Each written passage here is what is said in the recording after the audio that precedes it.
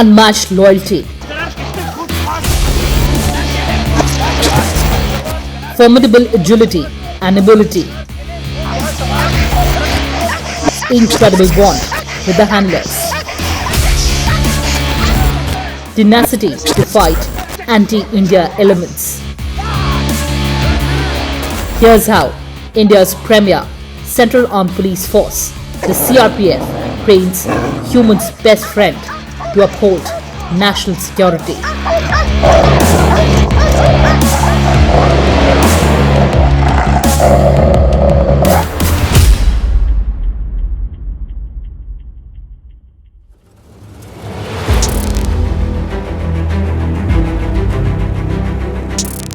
Meet the Indian Canine Unit that ensured top-notch security in France.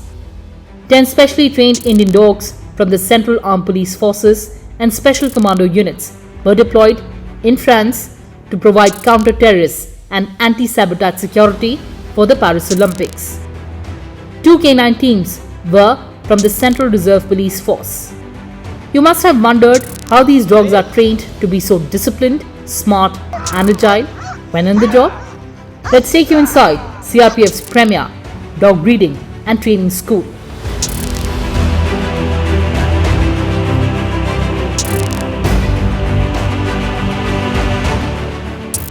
Hello and a very warm welcome viewers. You're watching National Security with your host Kriti Mishra. In this edition, I'll take you inside CRPF's premier institution for breeding and training police canines. So let's find out how these combat dogs, these four-legged warriors, these four-legged fighters are trained. This will be an exhilarating journey, so come along.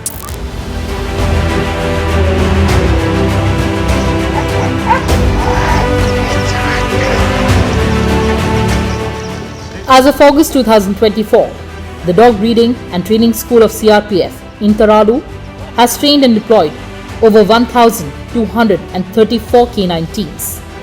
146 master trainers, including those from sister forces, have also been trained, besides 91 breeding practitioners, 22 decoys, and the institution has also trained a pool of over 679 personnel as dog handlers in the force.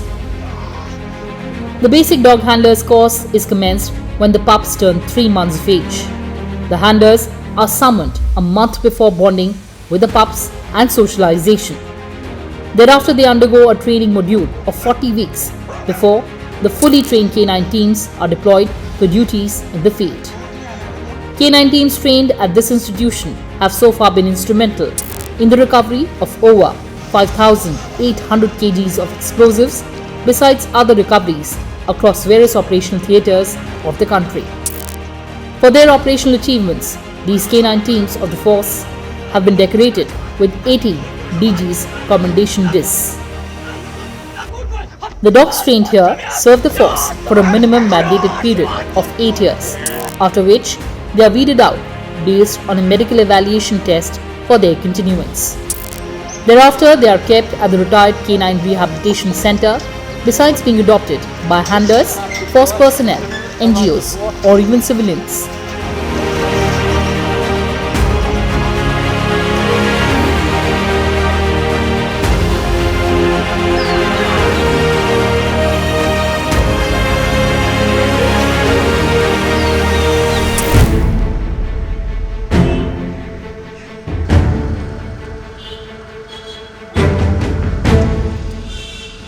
In many situations, they are the first ones to put their lives on the line and go in against an armed suspect to protect their human partners. Since the Middle Ages, dogs have been extensively used by police officers to do various work. Canine units have long been integral to law enforcement agencies and military units, providing a valuable extension of their capabilities in complex and challenging environments. With minimal risk to human life, these highly trained working dogs demonstrate exceptional operational capabilities. Establishing and modernizing national-scale canine units and divisions for the law enforcement and special units is crucial to enhancing security and operational capabilities.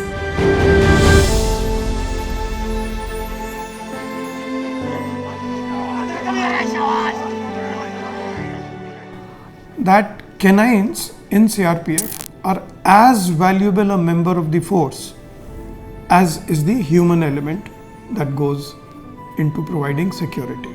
They perform life-saving activities.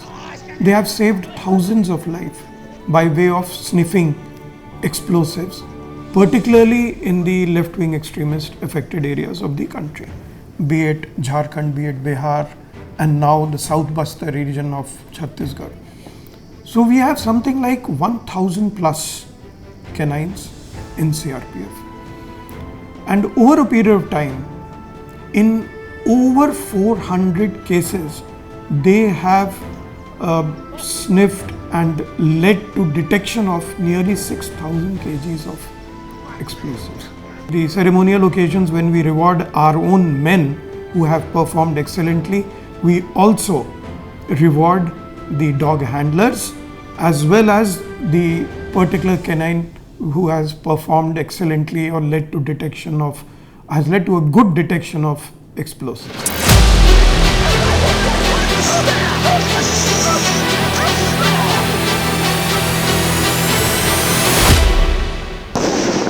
To maintain a highly effective canine unit, a comprehensive and well-structured approach is essential. This begins with a careful selection of dogs by experts who understand the unique needs of such a unit, considering factors such as breed, temperament, and physical capabilities.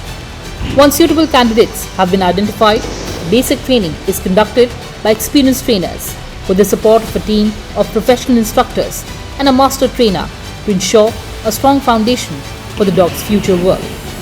Creating a robust operator training system is equally important, allowing for seamless communication and cooperation between handlers and their canine partners. To facilitate this, canine facilities at this center are equipped to assimilate target sense and employ state-of-the-art scanning methods that help the dogs hone their skills. Moreover, dedicated logistics facilities are crucial in providing an optimal environment for the dogs. This includes quality kennels tailored to specific breed and climate, and dedicated trailers for safe and comfortable transportation, ultimately leading to a canine unit that is well prepared, efficient, and ready for action.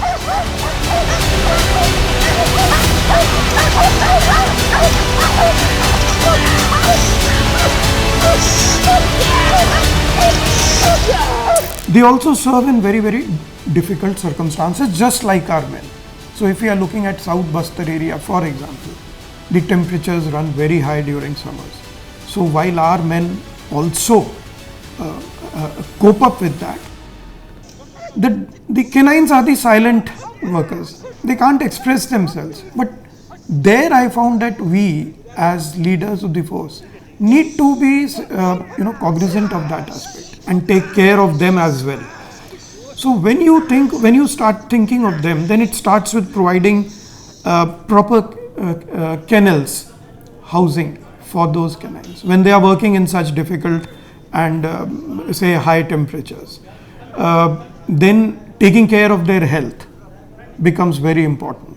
Recently, during discussions, we realized that there is one automatic biochemical analyzer, which if it is available in the field, it can help in diagnosis of an illness, based on which a doctor, maybe some distance away, can immediately prescribe some medication.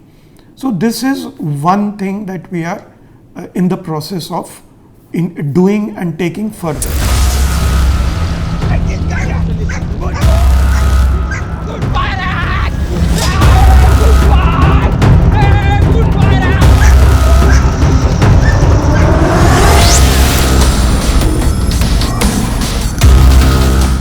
Reports say that dogs have 225 million scent receptors in their noses compared to a human's 5 million, and they use their ability while fighting crime. Their keen sense of smell allows them to detect even the most negligible traces of explosive materials, helping to prevent potential attacks and save lives. Training typically includes intensive obedience training, scent detection, and physical fitness to prepare the dogs for their specific roles.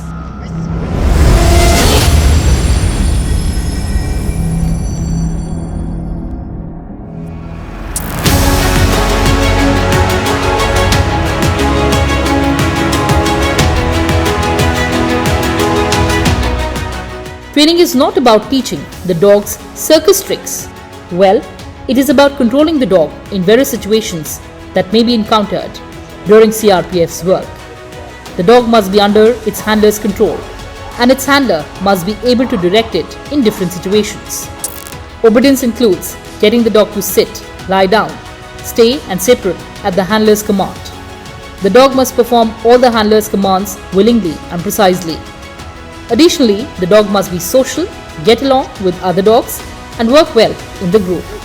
The dog must be under the handler's control at all times and attack and release at command.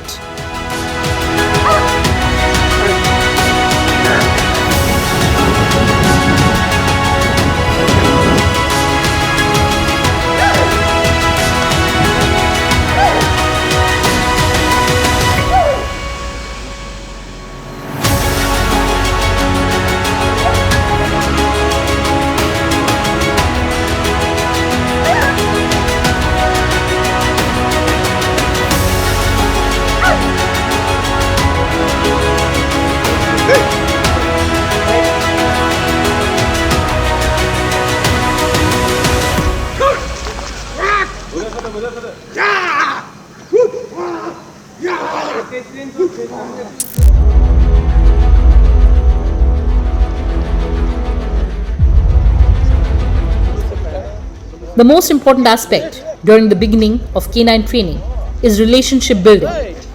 This method of training focuses mainly on a more individualized approach to each dog and its handler.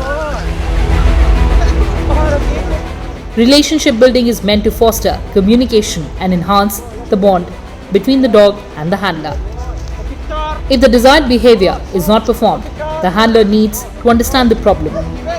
Building a solid foundation of good training is essential when the dog is being trained for something specialized like explosives detection.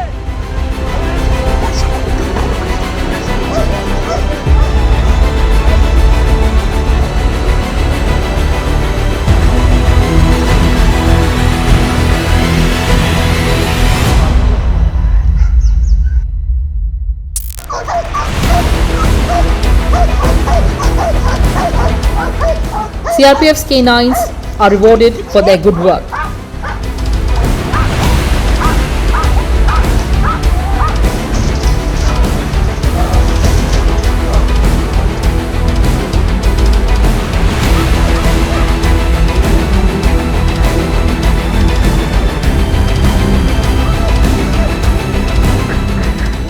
While on training, they receive good care, food, exercise and protection, and emphasis is on safety, control and efficiency. Usually these dogs are adopted by their trainers on retirement. They spend years together and are like family to each other. So this works out well for both the dog and the handler.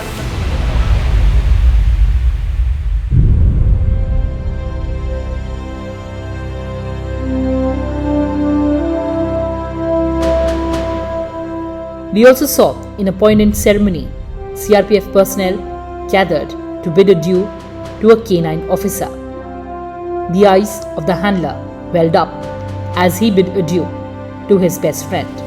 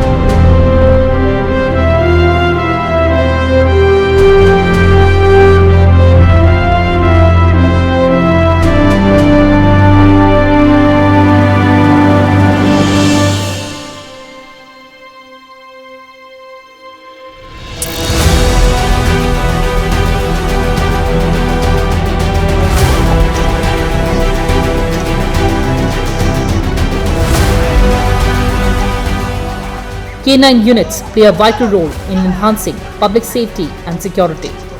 By investing and developing and maintaining these canine units, the CRPF is ensuring a safer environment for all of us.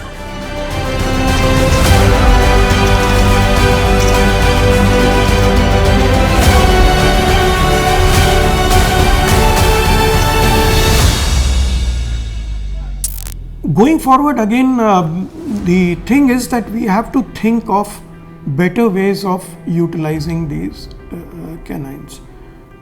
We are also looking at, initially there was a particular breed which was looked at exclusively, then we moved on to the Belgian Shepherds, and currently as a policy matter from the Government of India, we are also looking at exploring the possibility of developing Indian breeds to do the same job, identify such breeds which can do this, and the hope is that this experiment at some point of time should work because they are born in India. So the Indian environment, Indian temperature, they should be most comfortable with. What we are doing currently is that we are getting these canines from foreign environment and adapting them to the Indian environment, which is in extremes. So it must be impacting on their performance, life, everything. So going forward, that is one area of emphasis. And secondly, whether there are better means of training and keeping them so that their life is prolonged, while they are there, their effectiveness is more.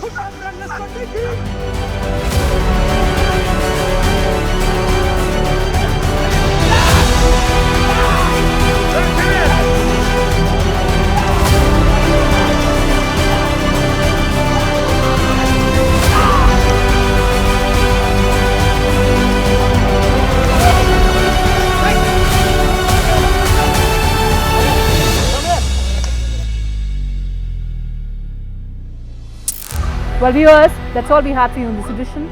With camera persons DK Pandey and Junaid Iqbal Khan, I'm Kriti Mishra signing off from Taralu.